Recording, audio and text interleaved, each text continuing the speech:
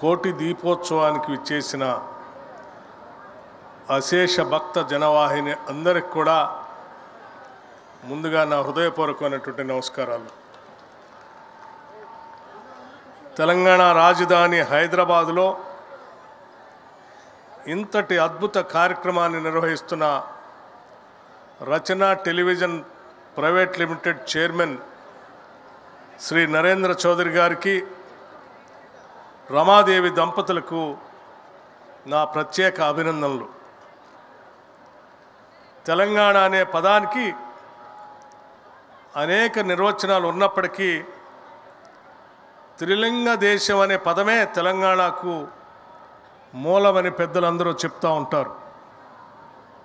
కాళేశ్వరం, భీమేశ్వరం, శ్రీశైల క్షేత్రాలనే త్రిలింగ క్షేత్రాలుగా వ్యవహరిస్తారని మనందరికీ తెలుసు.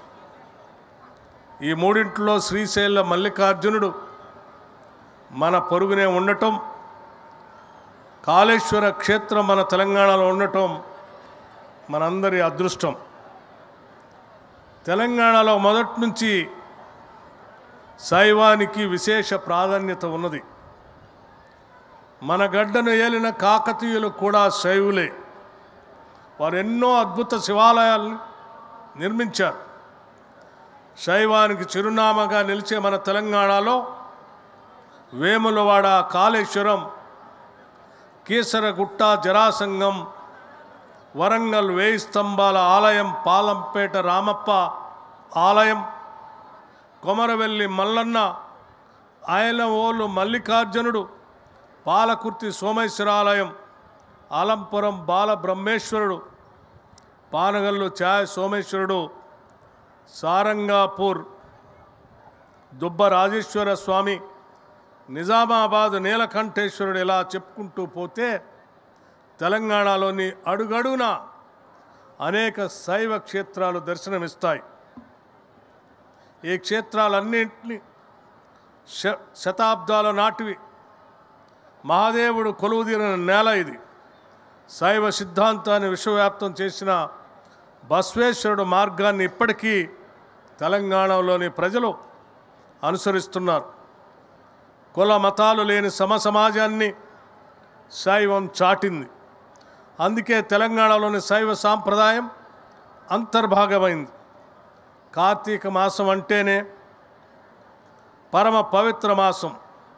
అందులోనూ కార్తీక పౌర్ణమి గురించి ప్రత్యేకంగా చెప్పక్కర్లేదు.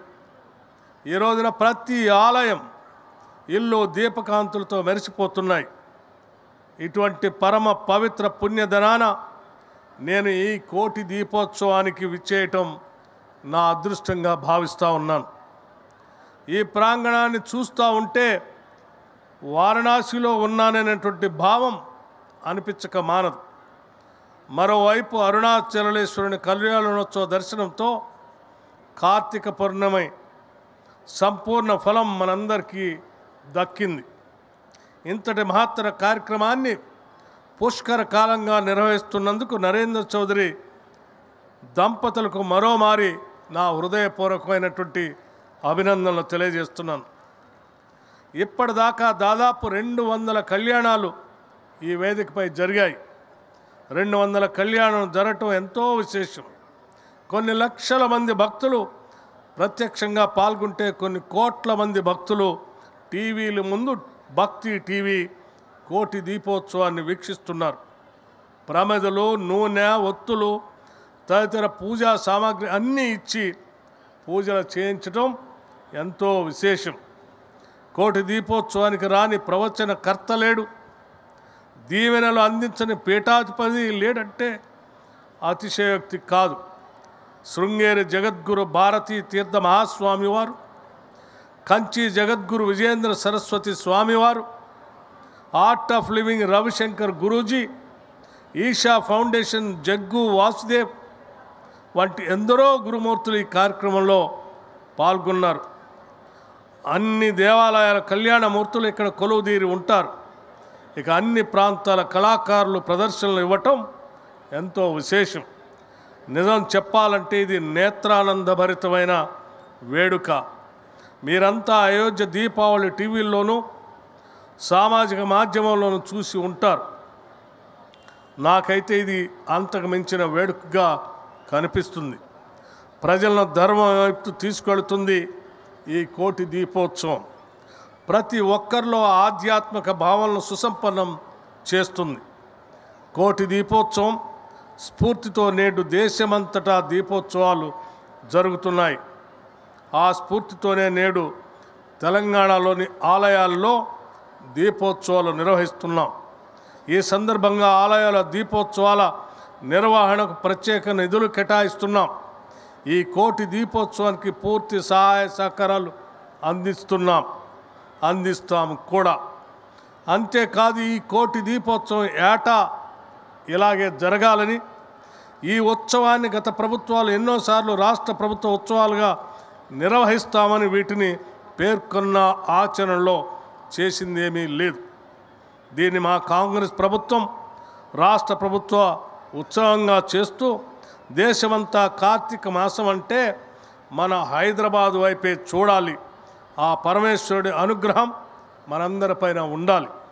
తెలంగాణ రాష్ట్రం శివానుగ్రహంతో అద్భుత ప్రగతిని సాధించాలని కోరుకుంటున్నాను.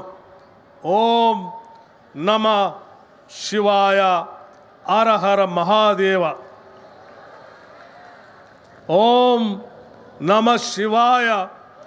హర హర మహాదేవ. 13 సంవత్సరాలుగా విరామం ఎరగకుండా నిరంతరం ఈ కార్యక్రమాన్ని నిర్వహిస్తున్నటువంటి భక్తి టీవీ యాజమాన్యం శ్రీ నరేంద్ర చౌదరి గారికి, రమాదేవి దంపతులకి మరొక్కసారి నా హృదయపూర్వకమైనటువంటి అభినందనలు తెలియజేస్తూ, ఈ కార్యక్రమంలో ప్రత్యక్షంగా పాల్గొన్నటువంటి భక్త జన సందోహాన్ని అందరికీ మరొకసారి నా హృదయపూర్వకమైనటువంటి నమస్కారాలు తెలియజేస్తూ, పరోక్షంగా కోట్లాది మంది టీవీల్లో వీక్షిస్తున్నటువంటి భక్తులకు కూడా నా హృదయపూర్వకమైనటువంటి అభినందనలు, నమస్కారాలు తెలియజేస్తూ ముగిస్తూ ఉన్నాను. నమస్కారం.